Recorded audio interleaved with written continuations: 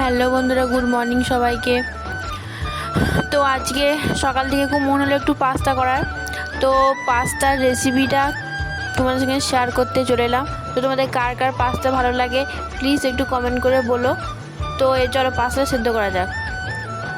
তো দেখতে পাচ্ছ আমরা কড়াইতে জল দিয়ে জলটা গরম হওয়ার সাথে সাথে একটু তেল দিয়ে দিয়েছি পাস্তা সেদ্ধ করার জন্য। নুনও আমরা দিয়ে দিলাম পাস্তা সেদ্ধ করার জন্য। জলটা গরম হয়ে গেছে, এবার পাস্তাটা আমরা দিয়ে দিচ্ছি।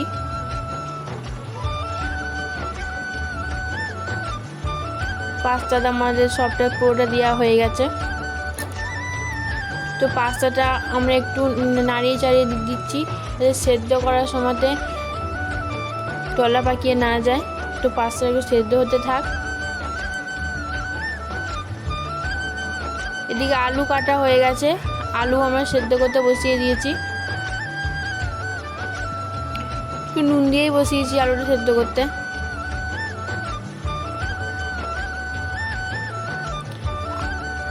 এখানে পেঁয়াজ আমরা কেটে নিয়েছি, চৌকো চৌকো করে পেঁয়াজ কেটে নিয়েছি।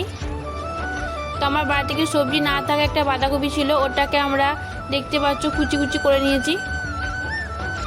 সবজি হিসাবে আমি এটাই দেব, আর কিছু ছিল না। তো পাস্তা আমাদের সেদ্ধ করা হয়ে গেছে। দেখো আমাদের পাস্তাটা খুব সুন্দর সেদ্ধ করা হয়ে গেছে। জলটা ঝরঝরে হয়ে গেছে একদম শুকিয়ে।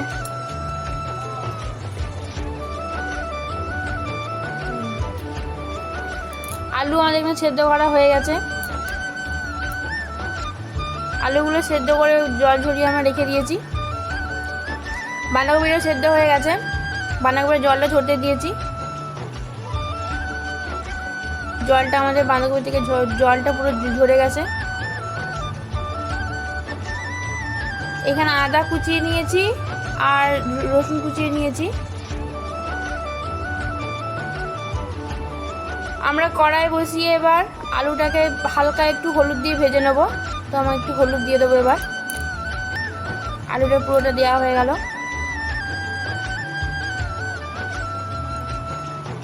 একটু হালকা করে আমরা আলুটা একটু ভেজে নেব, খুব একটু ভাজা হবে না, হালকা কিন্তু ভাজা হবে আলুটা। দেখো আমরা হলুদ দিয়ে আলুটা একটু ভেজে নিচ্ছি।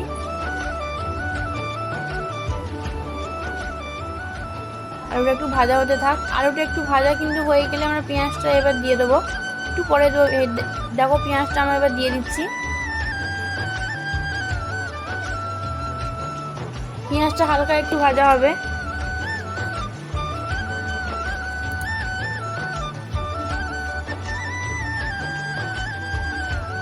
খুব কিন্তু ভাজা হবে না। পেঁয়াজটা হালকা ভাজা হওয়ার সঙ্গে সঙ্গে আমরা রসুন কুচি আদা কুচিটা দিয়ে দিলাম।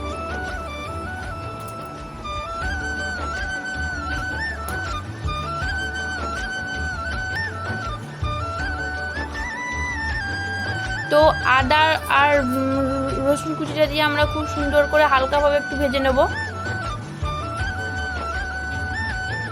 ভাজা হয়ে গেছে। একটা টমেটো ছিল বাড়িতে, ওটা কেটে আমরা ওটার সঙ্গে দিয়ে দিচ্ছি। আর কাঁচা লঙ্কাগুলো একটু পরে দেবো। টমেটোটা হালকা একটু ভাজা হোক।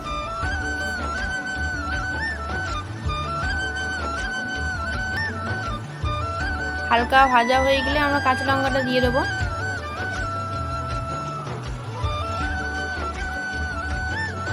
তো এবার কাঁচা লঙ্কাটা আমরা দেখো কাঁচা লঙ্কাটা আমরা দিয়ে দিয়েছি। টমেটো আর কাঁচা লঙ্কা পেঁয়াজের কালারটা এত সুন্দর লাগছে দেখতে, মানে কি বলবো, খুব সুন্দর দেখতে লাগছে। কালারটা পুরো মিশে গেছে একদম। তো আমাদের এটা সামান্য একটু হালকা একটু ভাজা হতে থাক। সব কিছু হালকা করে ভাজা হবে, কিন্তু খুব কিন্তু কিছু ভাজা হবে না। তো এই সসটা দেখতে পাচ্ছি আমাদের বাড়িতে তৈরি করা সস। তো এই সসটা আমি এখানে 8 বাটির মধ্যে সস নিয়েছি। সসটা দেখাতে পারলাম না। এটা আমাদের পুরো বাড়ি কিন্তু তৈরি করা সস। আমরা কিন্তু কিনে কিন্তু সস খাই না, আমরা কিন্তু বাইরে তৈরি করি। সসটা যদি তোমাদের ভালো লেগে থাকে তো প্লিজ আমাকে বলবে।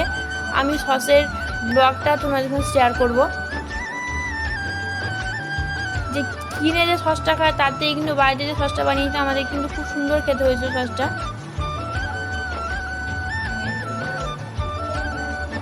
তো সসটা দিয়ে দিলাম আমরা। তো সসটা এবার একটু সবজিগুলোর সাথে একটু মিশে যাক। তারপরে আমরা এখানে একটু গোলমরিচ গুঁড়ো অ্যাড করব বন্ধুরা। তো গোলমরিচ গুঁড়ো পরেই দিচ্ছি। তো আগে আমরা বাঁধাকপিটা একটু দিয়ে দিলাম সসের সাথে, আর পেঁয়াজ টমেটো সব সাথে বাঁধাকপিটা একটু মিশে যাক।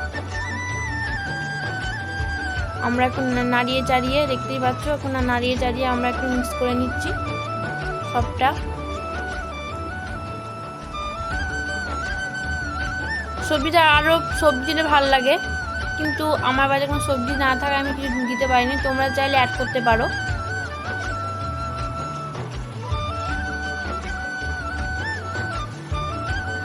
তো বাঁধাকপিটা হালকা সেদ্ধ করে জল ঝরিয়ে প্রথমেই বললাম আমরা রেখে দিয়েছিলাম, ওই বাঁধাকপিটা দিয়ে একটু ভাজা হতে থাক। তো আমাদের ভাজা হয়ে গেছে বাঁধাকপিটা। এবার আমি একটু গোলমরিচ গুঁড়ো অ্যাড করলাম। গোলমরিচ গুঁড়োটা আমরা হাফ চামচের মতন দিয়েছি, তোমরা কিন্তু ঝালটা বুঝে দেবে।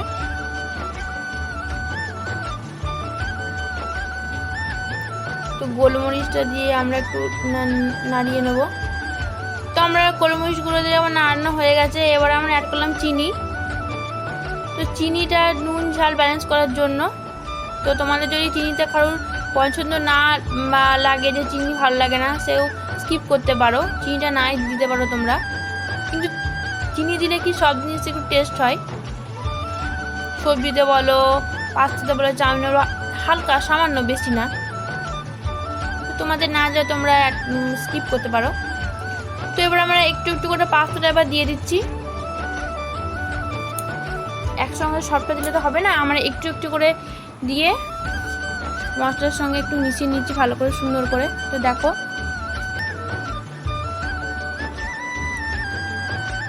পুরো পাস্তাটাই এবার দিয়ে দেবো একটু একটু করে দিয়ে। তো দেখো আমরা এবার আবার পুরো পাস্তাটা এবার একটু একটু করে দিয়ে আমরা এবার পুরোটা দিয়ে দেবো। চলো তারপর আসছি। তো আমাদের দেখতে পাচ্ছ ভেজ পাস্তা একদম তৈরি হয়ে গেছে। ঘরোয়া পদ্ধতিতে কম তেল মশলাতে আমরা ভেজ পাস্তা রেডি। দেখো বন্ধুরা কালারটা কেমন হয়েছে, প্লিজ একটু বলো যে কালারটা কেমন হয়েছে। আমাদের কালারটা খুব দেখতে খুব সুন্দর লাগছে। প্লিজ কমেন্ট করে কিন্তু বলবে যে পাস্তা কালারটা কেমন হয়েছে। তো গুড ইভিনিং বন্ধুরা, দেখতেই পাচ্ছ আমি সন্ধ্যাবেলা টিফিন নিয়ে চলে এসেছি সবারই পছন্দের পাস্তা চাউমিন যাই হোক। তো চলো খেয়ে দেখে পারা কেমন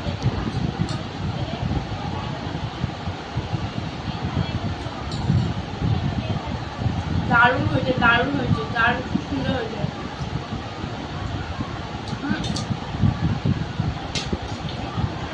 বেশি মশলা দিয়ে নেই কিছু না, পরে যা কিছু সবজি ছিল কিছু উপকরণ দিয়ে এটা বানানো হয়েছে, খুব সুন্দর খেতে হয়েছে। তো বন্ধুরা আজকে এটুকুই থাক, আর আবার অন্য কোনো ব্লগ নিয়ে আসবো অন্য কোনো দিন। তো আজকে ব্লগটা এখানে শেষ করলাম। আর হ্যাঁ, তোমরা যদি আমার চ্যানেলে নতুন হয়ে থাকো প্লিজ একটা লাইক, কমেন্ট, শেয়ার এবং সাবস্ক্রাইব করে দেবে, বারবার বলছি। These brothers my guys, know that we fly, know that they ride or die. What they wanna move